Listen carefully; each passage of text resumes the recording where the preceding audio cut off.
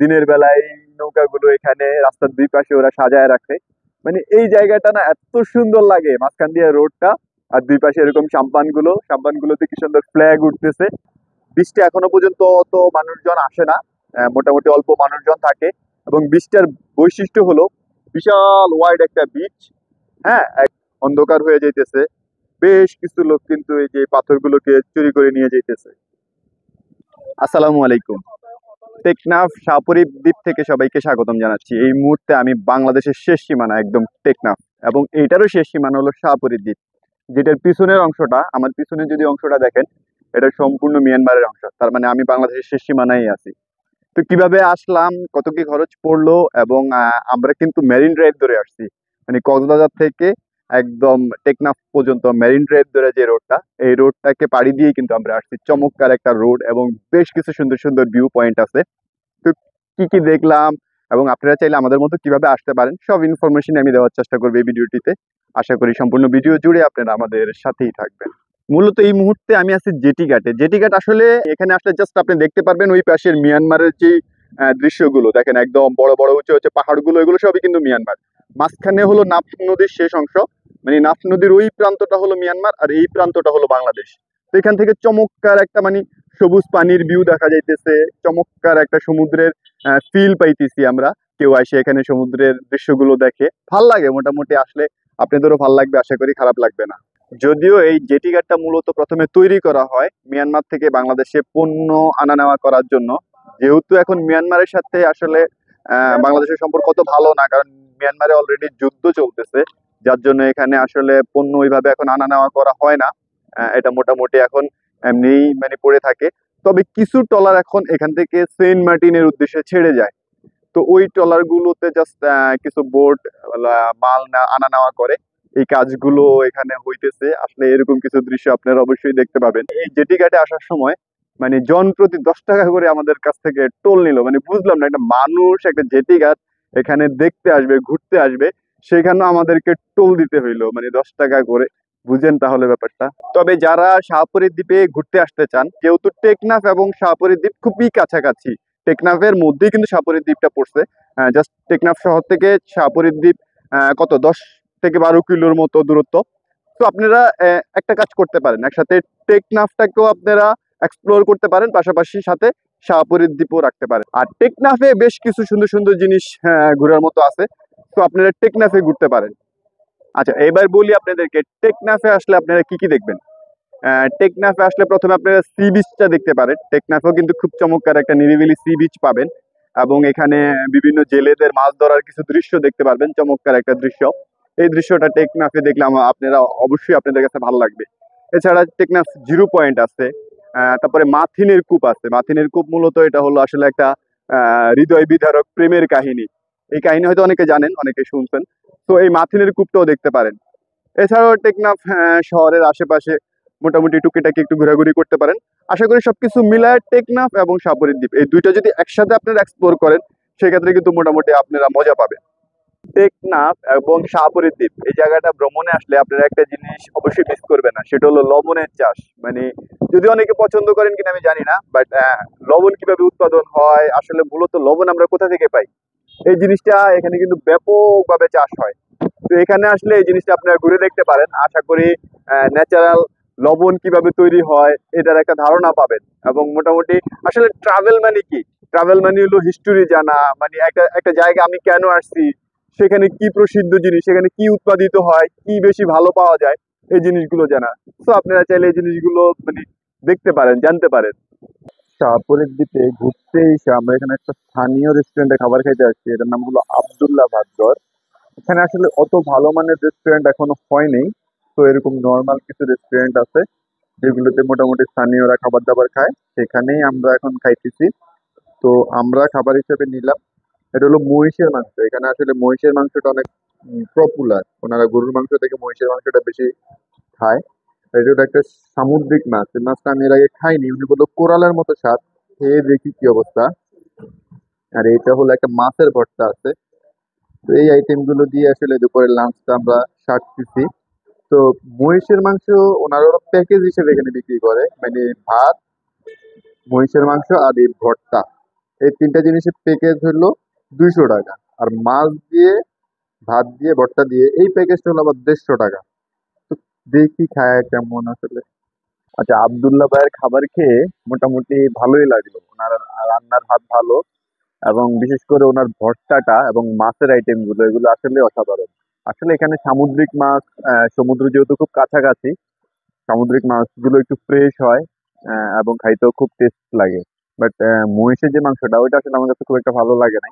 But আপনাদেরকে আমি at least suggest করবো যে আপনারা বিশেষ করে এখানে এসে সামুদ্রিক মাছগুলো ট্রাই করবেন। আশা করি নিরাশ হবেন না, ভালো লাগবে। মেরিন ড্রাইভের ভ্রমণে আপনারা হলো জিরো পয়েন্টে আসতে পারেন। এটা একদম টেকনাফ শেষ অংশ, মানে মেরিন ড্রাইভের শেষ অংশ। এখান থেকে টেকনাফ শুরু। তো এখানে এসে অনেকেই জিরো পয়েন্টটা দেখে, এখানে এসে আপনারাও দেখে যেতে পারেন। মেরিন ড্রাইভের একদম শেষের দিকে, মানে জিরো পয়েন্টের কত 1 কিলোমিটার আগে এই অংশে বেশ কিছু এরকম সাম্পান নৌকা, মানে জেলেরা যেই নৌকাগুলো দিয়ে মাছ ধরে এরকম নৌকা দুই পাশে, রাস্তার দুই পাশে এরকম সাজায় রাখে। জেলেরা সারা রাত ধরে মাছ ধরে, আর দিনের বেলায় এই নৌকাগুলো এখানে রাস্তার দুই পাশে ওরা সাজায় রাখে। মানে এই জায়গাটা না এত সুন্দর লাগে, মাঝখান দিয়ে রোডটা, আর দুই পাশে এরকম সাম্পানগুলোতে কি সুন্দর ফ্ল্যাগ উঠতেছে। মানে জায়গাটা অস্থির লাগে, অসাধারণ লাগে। এবং এই জায়গাটা আসলে মানে আপনি ছবি না তুলে থাকতেই পারবেন না। অনেকটা ফটোজেনিক, খুব সুন্দর সুন্দর পিকচার। আর নৌকাগুলোর কালার দেখেন, খুবই কালারফুল করা। হ্যাঁ, ওরা অনেক সুন্দর করে রং করে এগুলো এত কালারফুল করে রাখে, মনে হয় যে একদম সাজায় রাখছে কেউ একজন। মেরিন ড্রাইভে ভ্রমণে আপনারা পাথররানীর বিচ নামে একটা নতুন বিচ, হ্যাঁ, এই বিচটা রাখতে পারেন। এটাও মোটামুটি একদম শেষ অংশের দিকে। আপনারা মোটামুটি টেকনাফ যাওয়ার শেষ অংশের দিকে এই বীজটাকে পাবেন। বীজটা এখনো পর্যন্ত অত মানুষজন আসে না, মোটামুটি অল্প মানুষজন থাকে। এবং বীজটার বৈশিষ্ট্য হলো বিশাল ওয়াইড একটা বীজ। হ্যাঁ, একদম আমার পিছনে দেখতে পারতেছেন আপনারা হয়তো বিস্তীর্ণ একটা বীজ। মানে পানিটা একটু নিচে, তো যার জন্য বীজটা বিশাল বড় হয়। তো আসলে এই জন্য বীজটা সুন্দর লাগে। এবং আসলে মোটামুটি আপনারা আহ, আশা করি ভাল লাগবে, আপনাদের নিরিবিলি সময় কাটাতে পারবেন। আর পাথররানী বীচ এটাকে বলা হয়, মূলত এখানে পিছনে কিছু ব্লক দিয়া রাখা হয়েছে। এই ব্লক গুলোর কারণে সবাই এটাকে পাথররানীর বীচ বলে। আচ্ছা, কক্সবাজারে মেরিন ড্রাইভে যারা মানে ঘুরতে চান, আমার কাছে মনে হয় বর্তমানে কক্সবাজারে দেখার ওরকম কিছুই নেই, শুধু মানুষের কোলাহল ছাড়া আর কিছুই দেখা যায় না। বাট কক্সবাজারকে যদি আপনারা এখন এক্সপ্লোর করতে চান, সুন্দরভাবে উপভোগ করতে চান, সমুদ্রকে ভালোভাবে দেখতে চান, তাহলে সবচেয়ে বেস্ট অপশন হলো মেরিন ড্রাইভটা। তো মেরিন ড্রাইভে যদি আপনারা ঘুরতে আসেন, মিনিমাম একটা দিন হাতে নিয়ে আসবেন। কারণ কি, একদম সকাল সকাল বের হইলে আপনি মোটামুটি সবগুলো স্পট এক্সপ্লোর করে ব্যাক করতে করতে আপনার মোটামুটি সন্ধ্যা হয়ে যাবে। তো একটা দিন পুরোপুরি হাতে নিয়েই কিন্তু আপনি মেরিন ড্রাইভে মানে ঘুরতে বের হবেন। সেক্ষেত্রে আপনার জন্য সবচেয়ে বেস্ট হবে। অল্প সময় নিয়ে এসে আপনারা আসলে খুব বেশি কিছু এক্সপ্লোর করতে পারবেন না। কারণ পুরো মেরিন ড্রাইভ জুড়ে অনেকগুলো সুন্দর সুন্দর স্পট আছে, অনেকগুলো ভালো ভালো জায়গা আছে, যেটা আস্তে আস্তে উপভোগ করতে করতে, দেখতে দেখতে যদি আপনি পুরো একটা দিন হাতে নিয়ে আসেন, তাহলে সবচেয়ে বেস্ট এবং সুন্দরভাবে আপনি দেখতে পারবেন। আচ্ছা, এখন মেরিন ড্রাইভে যারা হলো ঘুরতে চান, মেরিন ড্রাইভে ঘোরার কিন্তু বেশ কয়েকটা মাধ্যম আছে। একটা হলো বাইক রেন্ট করে আপনারা ঘুরতে পারেন। সেক্ষেত্রে মেরিন ড্রাইভের একদম প্রবেশের মুখেই অনেক বাইক পাবেন। আপনারা এই বাইকগুলো রেন্ট করে আপনারা কিন্তু মোটামুটি সারাদিন মেরিন ড্রাইভ ধরে ঘুরতে পারেন। আরো একটা মাধ্যম হলো আপনি ট্যুরিস্ট বাস, হ্যাঁ, খোলা যে জিপ, বড় দোতলা বিআরটি যে গাড়িগুলো, এগুলো করে আপনারা ঘুরতে পারেন। এগুলোর বিভিন্ন প্যাকেজ পাওয়া যায়, এই প্যাকেজগুলোর মধ্যে খাওয়া দাওয়া ইনক্লুডেড থাকে। এগুলো একটা নিয়েও কিন্তু আপনি মেরিন ড্রাইভে ঘুরতে পারেন। এছাড়াও মেরিন ড্রাইভে ঘোরার আরো বেশ কিছু মাধ্যম আছে, বিশেষ করে জিপ আছে, খোলা জিপ গুলো। এবার চমৎকার কিছু সুন্দর সুন্দর জিপ দেখলাম কক্সবাজারে, যেগুলো আমার কাছে বেশ ভালো লাগছে। এই জিপ গুলো নিয়েও কিন্তু আপনারা মেরিন ড্রাইভে ঘুরতে পারেন। সাধারণত একটু বড় সাইজের যদি টিম হয়, তাহলে আপনারা এই জিপ গুলো ভাড়া করবেন। আর যারা একজন দুজন ঘুরতে চান, তারা বাইক নিতে পারেন অথবা ট্যুরিস্ট বাসেও ঘুরতে পারেন। তো যে যেভাবে সম্ভব, যার টিম সাইজ যেমন, সেভাবেই কিন্তু আপনারা মোটামুটি এই মেরিন ড্রাইভটা ঘুরতে পারেন।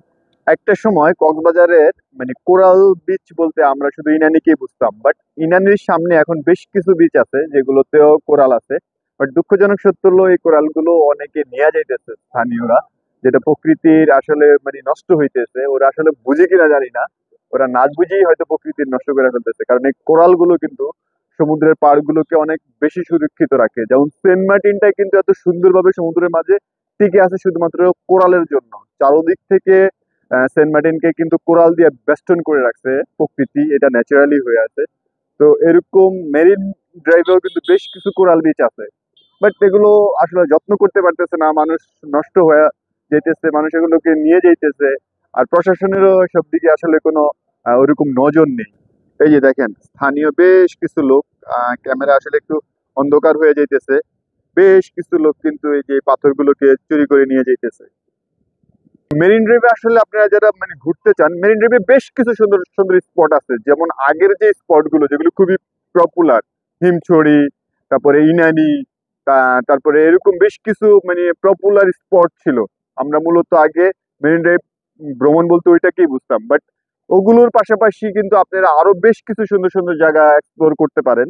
সেটা হলো আপনাকে ইনানি থেকে আরো বেশ সামনে যাইতে হবে, একদম টেকনাফ পর্যন্ত যদি যান আপনি বেশ কিছু সুন্দর সুন্দর মানে জায়গা এক্সপ্লোর করতে পারবেন, নতুন নতুন জায়গা এক্সপ্লোর করতে পারবেন, যেগুলো আসলে আমি নিজেও আগে চিনতাম না। আমারও ইনানি পর্যন্ত আসা হয়েছে, হ্যাঁ, বাট এবার ইনানি থেকে আমি একদম যখন টেকনাফ পর্যন্ত গেছি তখন আরো বেশ কিছু সৌন্দর্য আসলে মানে আমার চোখে ধরা পড়ছে। আমি জানি না আপনারা ওইভাবে কেউ আসছেন কিনা।